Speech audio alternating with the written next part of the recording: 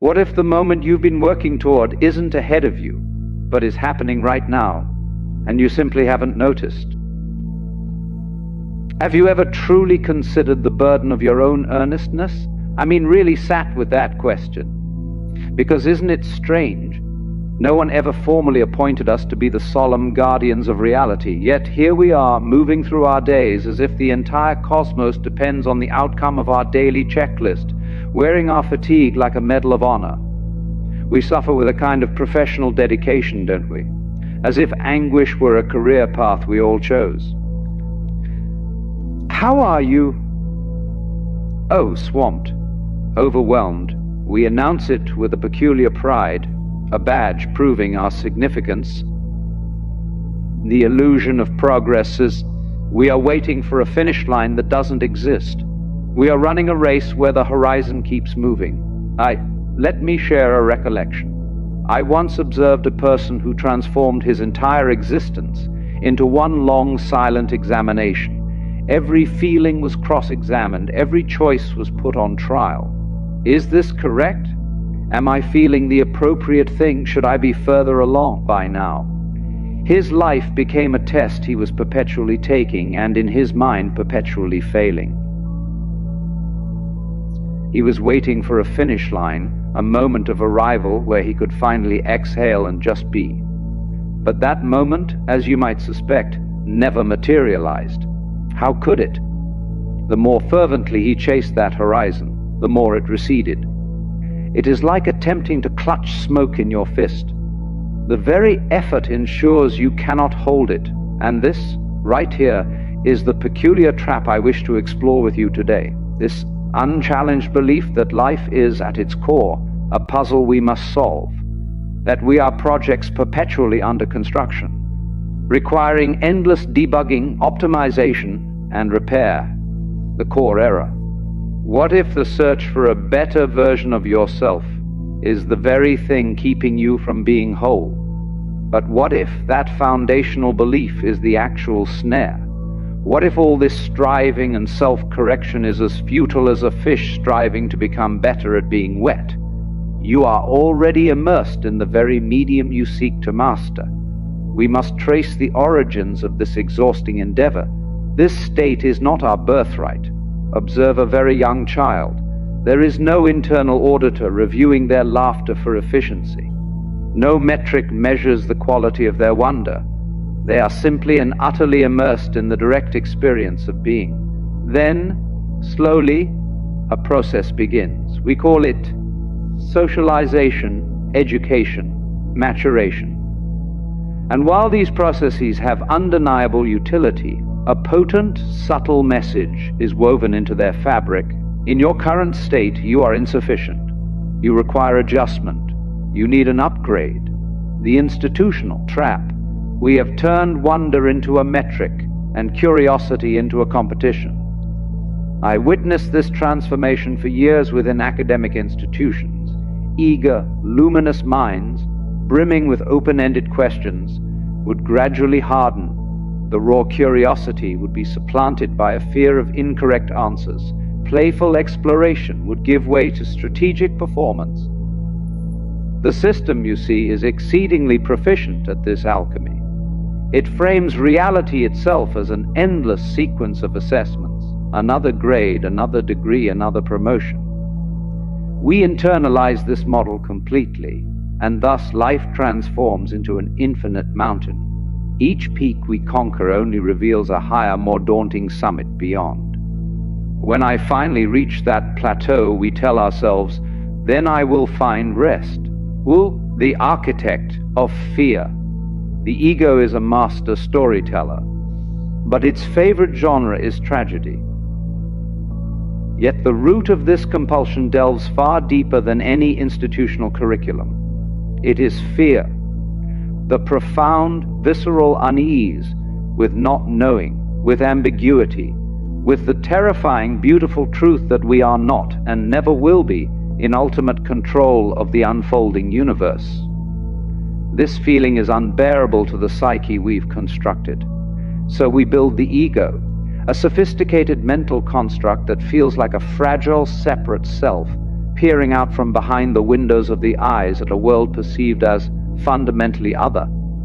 This entity, this character in our mind's story, must then engage in a lifelong campaign to strategize, to defend its borders, to accumulate proofs of its worth and security. The invisible barrier, the defender, creates the very threat. It spends its life fighting. The ego narrator is a masterful, persuasive author. It crafts a compelling tale. You are a discrete entity in here. The world, with all its threats and promises, is out there. Your safety and happiness depend on your ability to control and arrange the external. It promises that a deep, abiding peace will descend once you finally arrange the mosaic of your life into the perfect, harmonious picture. But please, look closely at the exquisite paradox here. The ego is the very architect of the insecurity it professes to shield you from. It painstakingly draws an imaginary boundary, a line between me and not me, and then exhausts all its resources defending that fictional frontier. The tree and the leaf. Separation is the greatest hallucination of the human mind.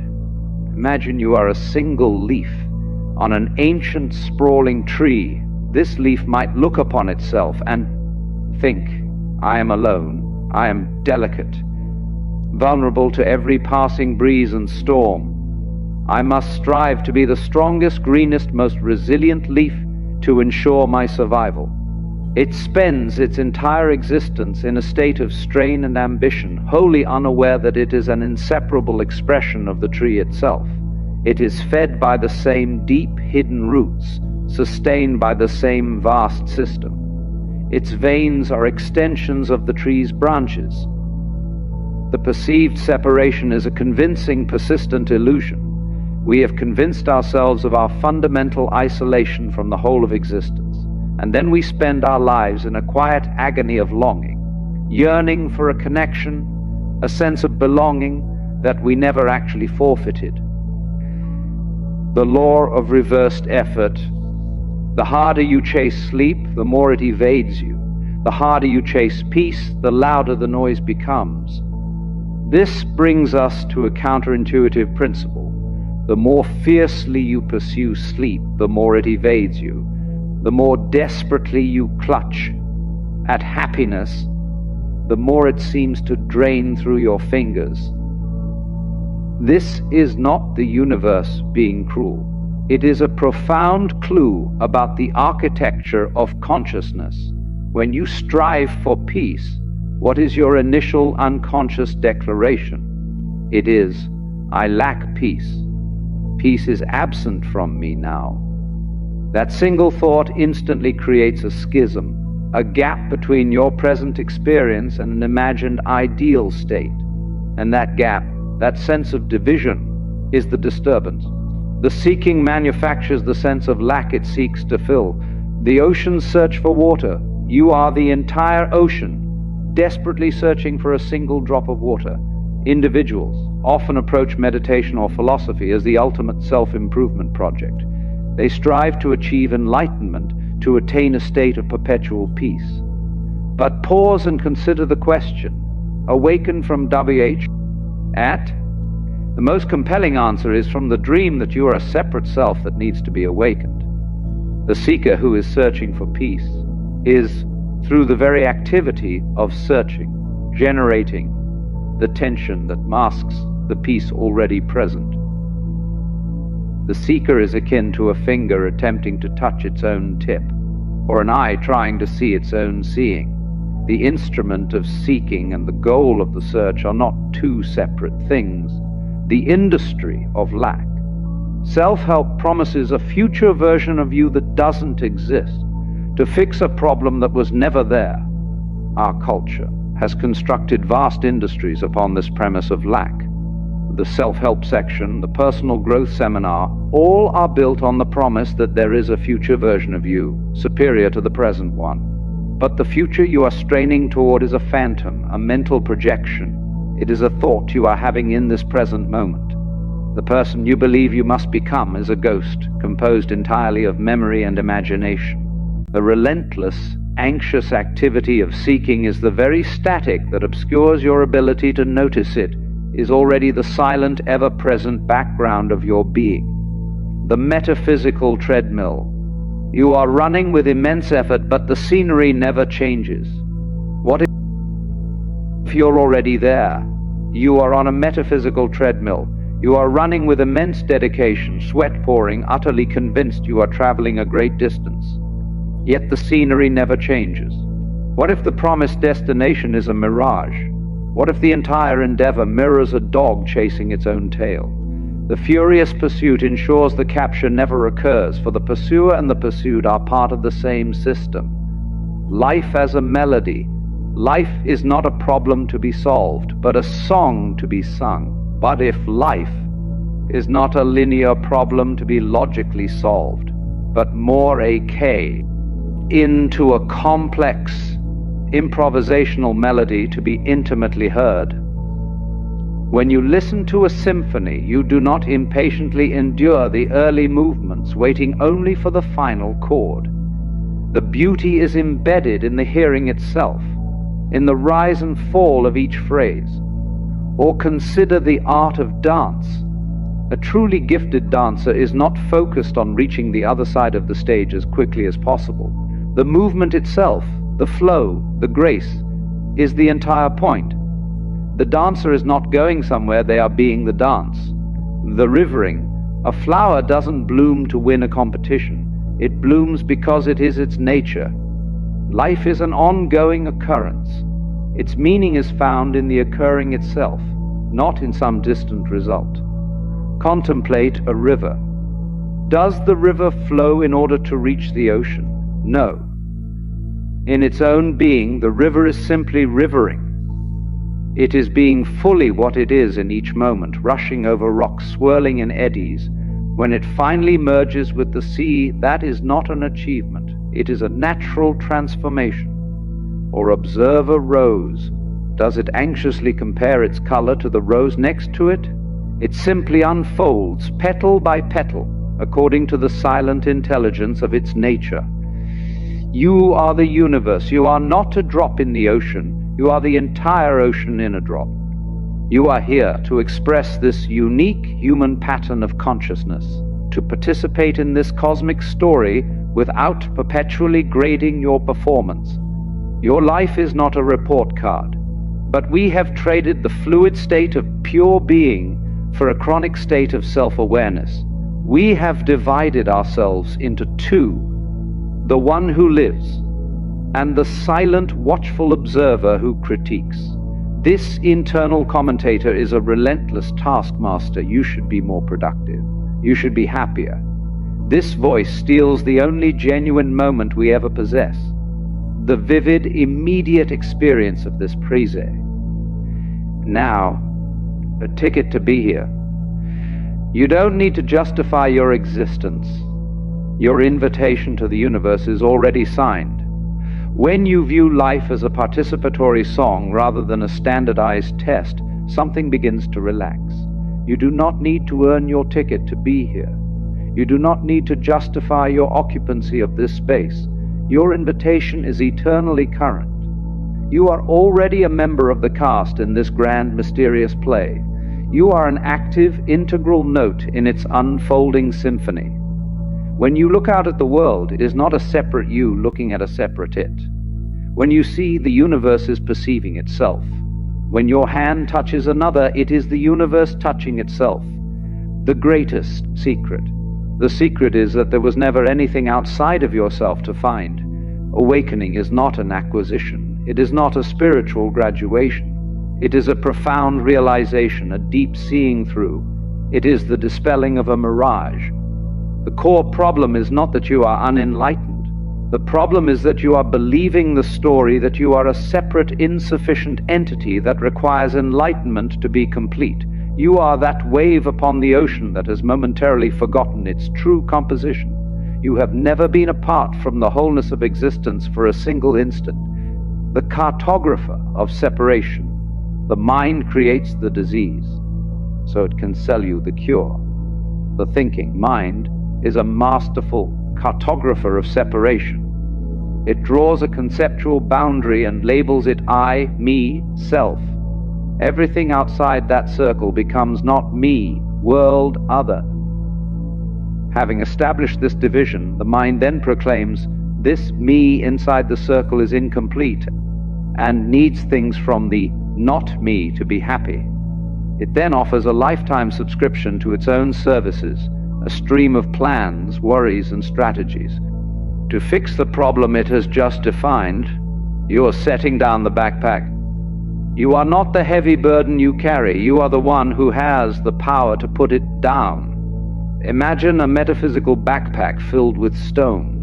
Each stone is labeled my past mistakes, my future potential, the person I should become. You had grown so accustomed to its weight you mistook it for part of your own body.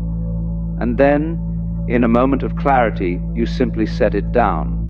Life continues. Practical challenges still arise, but you are no longer adding that second debilitating layer of judgment and resistance. You are no longer fighting a silent civil war with reality.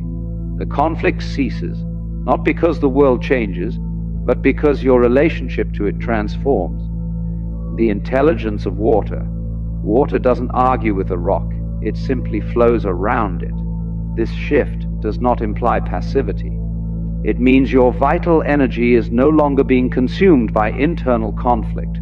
Your actions become like the movement of water, adaptive, intelligent, and powerful without aggression. A childlike sense of simple enjoyment reemerges, not the pursuit of happiness, but the enjoyment of being. You can taste a piece of fruit and be fully with the flavor.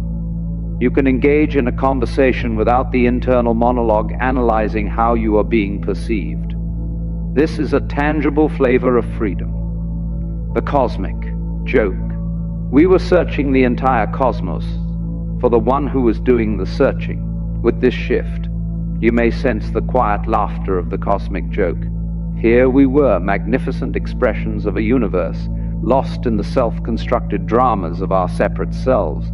We were trying to get it right, while all around us existence was unfolding with flawless grace. Stars shine without seeking approval. Trees grow without a 5-year plan. Rivers carve canyons without strain. We were searching in every corner for the very thing that was the searcher. Retire the inner dictator. You don't need to improve. You need to realize you are already complete. On the surface, nothing needs to change. Your responsibilities will likely continue, but the inner dictator, that voice of chronic anxiety, can be retired, not through a battle, but through a gentle disregard. You learn to see it for what it is, a conditioned thought pattern, a mental habit, a convincing but fictional narrator. You cease granting it the ultimate authority over your sense of being. There is no solid entity to perfect. There is only this ever-present, aware, living presence, and it is already whole, right here, in this breath. The prison of thought? The prison was never locked. You were just convinced the walls were real. This is not a prize to be won. It is what remains in the absence of your own self-created disturbances. Happiness is not a destination. It is the natural condition that becomes visible when you stop insisting your present reality should be fundamentally other than it is. Freedom is the sudden, shocking realization that you were never actually in chains. The prison was constructed entirely from thought, from stories you mistook for absolute truth. The final revelation, welcome home, you never actually left. So perhaps we can practice moment by moment, simply being here now, breathing, sensing the air on the skin, hearing the ambient sounds, being aware, not trying to mentally transport ourselves to another time or place, just resting as the awareness that we already and always are. Consciousness itself, experiencing the beautiful form of this particular human life. Maybe this simple, direct being is enough. Inquire directly into your own experience. Notice what is already present when you intentional. Stop trying so hard. Feel the undeniable miracle of being alive, the fact of consciousness right here, right now. There is ultimately nothing to achieve, no new person to become. The great liberating relief is the realization that you do not have to solve the puzzle of being. You can simply be it. Life is not an examination. It is a dance, and you have been dancing all along. So, allow yourself to dance, to breathe, to be fully here. You are the universe having become aware of its own infinite majesty. And that is not just enough, it is everything. Welcome home. The door was never locked because you never actually left. There was and is nowhere else to be. Now, shall we simply rest here together for a silent moment? Nothing is required. Just this.